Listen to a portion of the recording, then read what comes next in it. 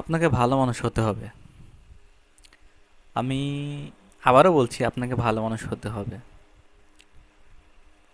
হাদিস অনুসারে কিয়ামতের আগে, মানে প্রায় বর্তমান সময় বলা চলে, যে খারাপ মানুষ এবং অযোগ্য ব্যক্তিগুলাই শীর্ষস্থানীয় পদ বা ক্ষমতায় আসবে।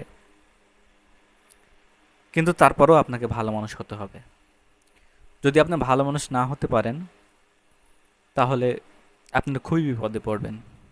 হ্যাঁ, আমি ভালো মানুষ বলতে 5 ওয়াক্ত নামাজ পড়তে হবে, ইবাদত করতে হবে, এগুলো আমি উৎসাহিত করব, কিন্তু করতেই হবে এটা বলতেছি না। এটা আপনার ধর্মীয় অনুভূতি থেকে আপনি আপনার ধর্ম পালন করবেন, এবং আশা করি আপনি সঠিক ধর্মই পালন করবেন।